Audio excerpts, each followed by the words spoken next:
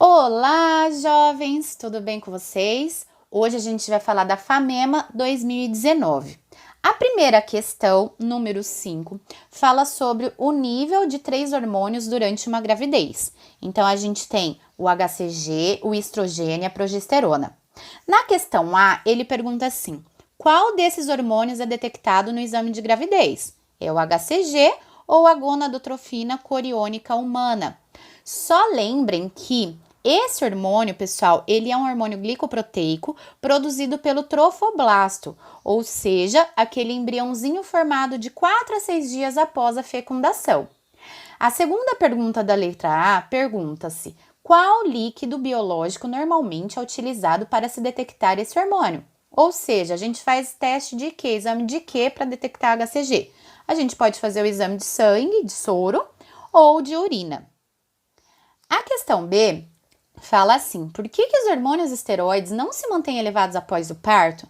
E por que a redução brusca e precoce desses hormônios pode causar um aborto espontâneo?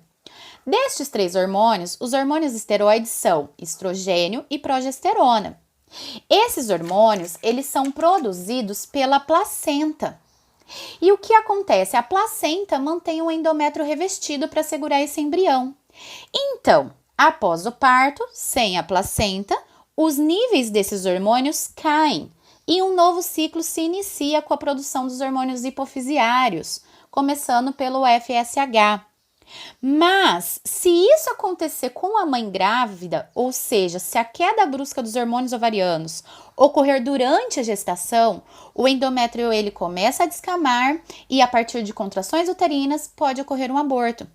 Pois normalmente esse ciclo se reinicia para se reiniciar o ciclo menstrual, se a mulher não estiver grávida. Então não é ideal que esses hormônios caiam bruscamente se a mulher estiver gestante, ok? A questão 6 está falando sobre os artrópodes. Ele traz para a gente aqui um cladograma com alguns números indicando, então, características dos grupos distintos das classes de artrópodes. A questão A fala assim: todos esses animais representados realizam a muda ou equidise. Em que consiste a muda? E qual a importância desse fenômeno para esses animais? Os artrópodes possuem exoesqueleto quitinoso e a muda nada mais é que a troca desse exoesqueleto. Qual é a vantagem para o animal? Esse processo permite o crescimento dele, pois o exoesqueleto ele é rígido, ele é duro. Então, enquanto o exoesqueleto está rígido, o animal não consegue crescer. Aí ele realiza a muda e cresce.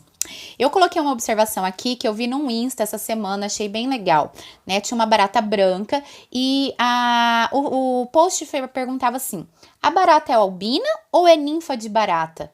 Não existem baratas albinas. Quer dizer, uma ou outra pode até existir no reino animal, mas a quantidade de baratas albinas que a gente vê normalmente não são porque elas não têm pigmentos, e sim porque elas são ninfas. O seu exoesqueleto tá molinho, tá bem, ela acabou de realizar a muda, então após a troca desse exoesqueleto, após alguns dias, os pigmentos serão produzidos novamente e ela volta a ter cor, tá? Bem interessante. A questão B pergunta assim: em relação a esse cladograma, qual dos números indica o surgimento da grande variação em tipos de apêndices bucais? Só perguntou um número, gente, é o número 4, tá? São os insetos. Mas ele podia até ter perguntado pra gente alguns exemplos, não perguntou e eu coloquei aqui por questões de curiosidade e conhecimento. Então, por exemplo, os besouros, baratas, gafanhotos têm um aparelho mastigador. As abelhas, um aparelho lambedor. As borboletas, as mariposas, um aparelho sugador. A cigarra, piolho, moscas, um aparelho do tipo tromba sugador. Ou seja, nós temos diferentes aparelhos bucais para diferentes nichos ecológicos. A segunda pergunta da B fala assim: justifique por que esses artrópodes constituem um grupo com grande biodiversidade. Eu nem coloquei na minha resposta, gente, mas já poderia começar falando também por causa do exoesqueleto. O exoesqueleto deixa eles rígidos, então isso dá uma proteção contra predadores, contra as intempéries da natureza, eles conseguem resistir bem melhor do que os animais de corpo mole, tá? O que eu coloquei aqui como sugestão? Esse filo animal conquistou diversas maneiras de locomoção, graças às patas e às asas, ou seja, eles conquistam diversos habitats. Além disso, a sua percepção e respostas ao meio são mais ágeis quando possuem antenas. São órgãos sensoriais, então isso também trouxe para eles uma defesa melhor. E a presença de diferentes estágios ao longo da vida, ou seja, a metamorfose. Eu tenho uma fase larval, eu tenho uma fase de ninfa, eu tenho uma fase de casula, eu tenho uma fase adulta. Isso, gente, traz a exploração de diferentes nichos ecológicos. Nem todas as fases se alimentam de maneira igual. Então, isso aqui diminui demais a competição entre eles, a competição intraespecífica, e faz com que eles conquistem ainda mais os ambientes. Questão 7 está falando sobre vacina contra poliomielite e sarampo. A questão está bem direta e na letra A pergunta assim: os agentes causadores do sarampo e da polio são acelulares. A gente já sabe o que é, né? Ou seja, são formados por um agregado de moléculas. A qual grupo de micro-organismos pertencem os agentes causadores dessas doenças? Vírus. Cite uma das principais moléculas orgânicas que compõem minimamente esses micro-organismos. Eles são formados basicamente por proteínas e ácidos nucleicos. Então, você poderia ter colocado na resposta proteína, RNA, DNA, pois ele pediu uma das principais, tá? Uma resposta completa: proteínas e ácidos nucleicos. Na B, ele pergunta assim: caso uma pessoa vacinada entre em contato com o agente causador da doença, quais células de memória do sistema imunológico humoral serão ativadas? E como essas células realizam uma rápida defesa do organismo? Aqui embaixo eu só fiz um comentário para vocês lembrarem que o nosso sistema imunológico, ele atua de duas maneiras. Da maneira humoral, quando depende de linfócitos B que produzem anticorpos, e o sistema imunológico pode ser celular. Quando os linfócitos T são ativados, eles matam os antígenos que entram em contato com o nosso organismo e estimulam também a ação de outras células do nosso organismo que não são anticorpos, tá? Nesse sentido, vamos lá. Quais células, ele pergunta, que serão ativadas e como elas realizam uma rápida defesa? Olha o que eu coloquei como sugestão. Quando a pessoa é vacinada, o organismo produz células de memória, que ativam a produção de linfócitos B. Os linfócitos B, quando eles estão maduros, eles se transformam em plasmócitos, e os plasmócitos que formam anticorpos. As células conseguem fazer isso de maneira rápida, pois a resposta imune secundária... O que é uma resposta imune secundária? A resposta a partir de células de memória, tá? A resposta imune secundária produz anticorpos específicos que se ligam ao antígeno e desencadeiam a sua destruição ou inativação. Então, a resposta imunológica humoral, ela é uma resposta à base de memória que vai estimular a produção de linfócitos B, que por sua vez se transformam em plasmócitos, que produzem anticorpos, que atuam de maneira específica no combate de antígenos, ok? E para finalizar, a questão 8 é uma questão que traz uma técnica molecular. Ele fala sobre a técnica de silenciamento gênico por RNA de interferência, o RNAi.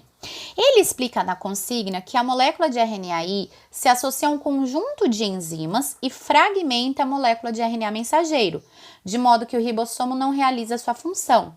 Você precisaria lembrar que o RNA mensageiro tem a mensagem, a informação gênica para que os ribossomos façam proteínas, tá? Isso aqui a gente precisava relembrar. Para ajudar vocês, eu fiz esse esqueminha aqui embaixo. Lembra que DNA produz DNA a partir da duplicação ou replicação. DNA produz RNA a partir da transcrição. RNA produz proteínas a partir da tradução. Esses dois processos acontecem no núcleo e esse processo acontece no citoplasma. Isso aqui a gente estuda na aula de biologia molecular. E eu sempre falo para vocês que a gente chama essa regrinha aqui de dogma central da biologia. Sempre cai nos vestibulares e no Enem, gente. Sempre, sempre, sempre, tá? Então, voltando lá em cima. Olha só na A. Suponha que um pesquisador tenha sintetizado 3 moléculas de ácidos nucleicos. Qual deles pode atuar como RNAi? Justifica a sua resposta ou a sua escolha. Nós temos na molécula 1 e na molécula 2 a timina, o T, a base nitrogenada T. E RNA não tem timina. Então, eu só poderia escolher a molécula 3, pois é a única com uracila ao invés de timina. Então, no RNA tem U e não tem T, ok? Já na B, ele pergunta assim: em que local da célula de um inseto praga o RNAi irá atuar? Por que essa técnica é chamada de silenciamento gênico? Gente, se ele vai inativar o ribossomo, ele vai inativar a tradução. Lembra? Ele vai inativar essa informação do RNA mensageiro e vai impedir que isso aqui aconteça. Isso aqui acontece no citoplasma, também chamado de citosol ou hialoplasma. Por que eu chamo isso aqui de silenciamento gênico? Horas, pois, porque o RNAi, ele vai impedir a produção de proteínas. Ou seja, a informação contida nos genes não é expressada. Eu não tenho a informação final expressa em proteínas. Não adianta nada eu ter uma informação nos genes se esse processo aqui ele não vai continuar. E é por isso que o RNAi, ele faz o silenciamento gênico, tá? E assim a gente conclui mais uma prova. Pode me mandar as provas que vocês querem que eu resolva, que eu vou tentar atender a todo mundo. Bons estudos, um beijo no coração.